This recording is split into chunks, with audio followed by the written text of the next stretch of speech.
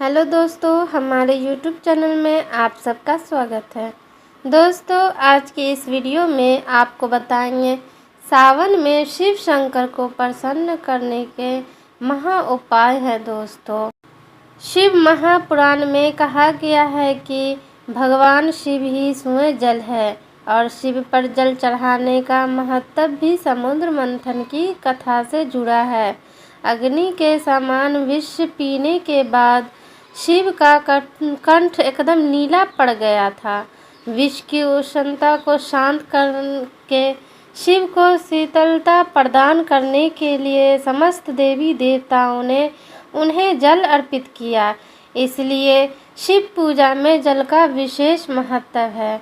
और जब बात सावन की हो तो यदि आप और कुछ भी नहीं चढ़ा सकते तो शिवलिंग पर एक लोटा जल अवश्य अर्पित करें। भोलेनाथ इससे प्रसन्न हो जाएंगे। सावन में रोज 21 बेल पत्रों पर चंदन से ओम नमः शिवाय लिखकर शिवलिंग पर चढ़ाएं। इस एक उपाय से आपकी सभी मनोकामनाएं पूरी होंगी। भगवान शंकर के 3 नेत्रों का प्रतीक है बेलपत्र, अतः 3 पत्तियों वाला बेलपत्र शिव जी को अत्यंत प्रिय है। प्रभु आशुतोष के पूजन में अभिषेक व बेलपत्र का प्रथम स्थान है। ऋषियों ने कहा कि सावन में एक बेलपत्र भोले भंडारी को चढ़ाने से 1 करोड़ कन्याओं के कन्यादान का पुण्य मिलता है।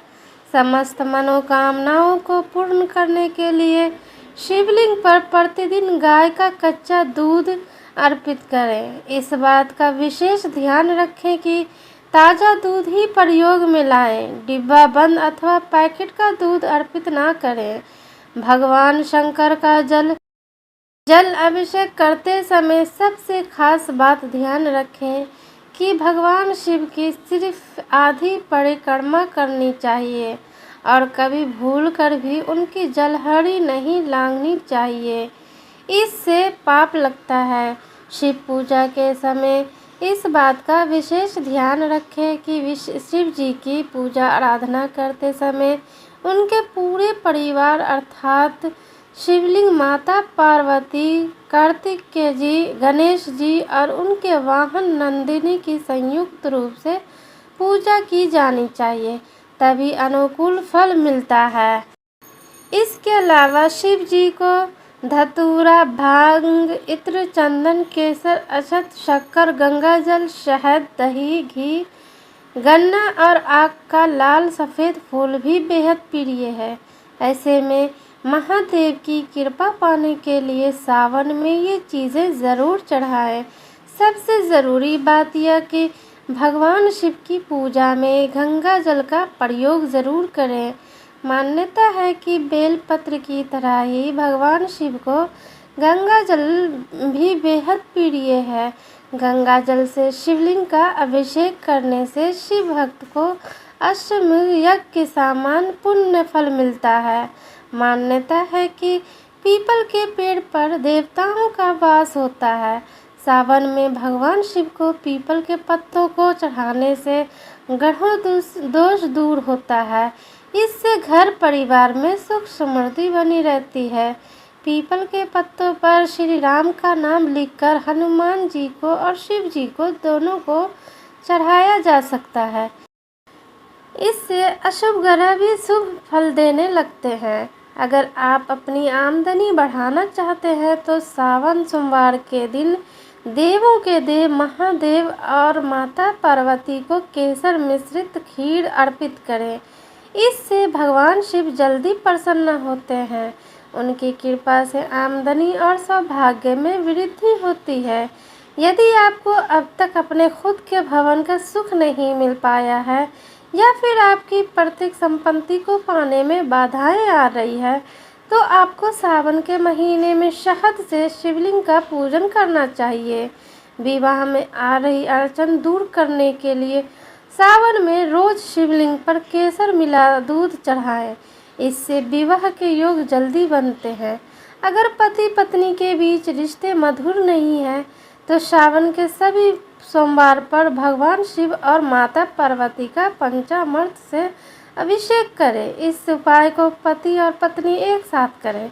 इससे पति पत्नी के रिश्ते में मधुर होते हैं, जीवन खुशहाल बना रहता है। सावन में रोज शिव जी की सवारी नदी यानी बैल को हरा चारा खिलाएं। इससे जीवन में सुख समृद्धि आएगी और मन प्रसन्न रहेगा। अगर आप मानसिक तनाव और बीमारियों से निजात पाना चाहते हैं तो सावन के महीने में रोजाना स्नान ध्यान के बाद किसी शिव मंदिर में जाकर जल में काले तिल और गंगा जल मिलाकर भगवान शिव का अभिषेक करें।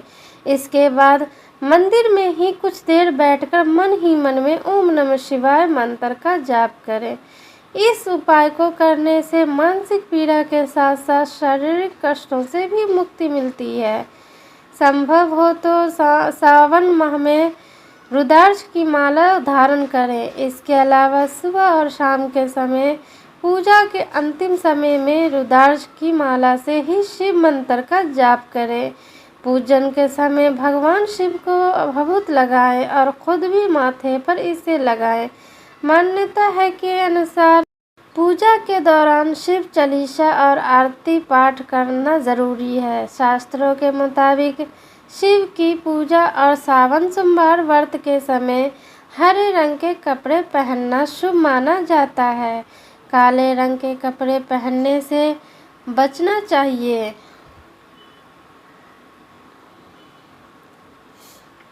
सावन में गरीबों को भोजन कराने से आपके घर में कभी अन्न की कमी नहीं होती और साथ ही पितरों को भी शांति मिलती है।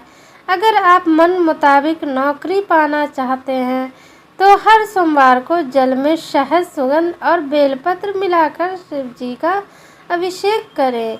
इससे करियर और कारोबार में मन मुताबिक सफलता प्राप्त होती है। धन के अभाव को दूर करने के लिए सावन सोमवार को शिव रक्षा स्तोत्र का पाठ करना भी बहुत फायदेमंद होता है। चीनी से शिवलिंग का अभिषेक करने से सुख और वैभव की प्राप्ति होती है और दरिद्रता हमेशा के लिए आपके घर से चली जाएगी। शिव पुराण के अनुसार शामी के पत्ते भगवान शिव को बहुत पसंद है। शामी के पत्ते शिव जी के साथ साथ गणेश जी पर भी चढ़ाना शुभ माना जाता है। इसलिए आप भी इसे बार अगवर दानी की पूजा के दौरान शामी के पत्ते और फूल का अर्पण जरूर करें।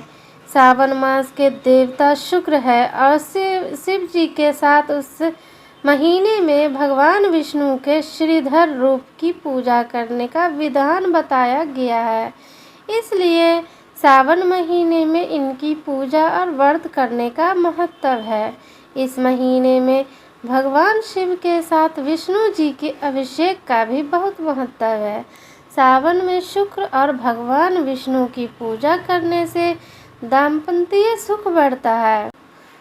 स्कंद पुराण के अनुसार सावन महीने में व्रत करने वाले भक्तों को एक भक्त व्रत करना चाहिए, यानी दिन में एक समय ही भोजन करना चाहिए। इसके साथ साथ ही पानी में बेलपत्र या आंवला डालकर नहाना चाहिए। इससे जाने अनजाने में बहुत पाप खत्म हो जाते हैं।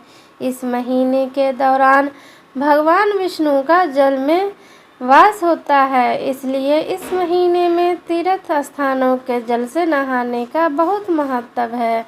यदि आप इस महीने किसी तीर्थ स्थान नहीं जा सकते हैं तो घर में रखे हुए किसी भी तीर्थ स्थान का जल नहाने वाले पानी में थोड़ा सा मिलाकर स्नान कर सकते हैं।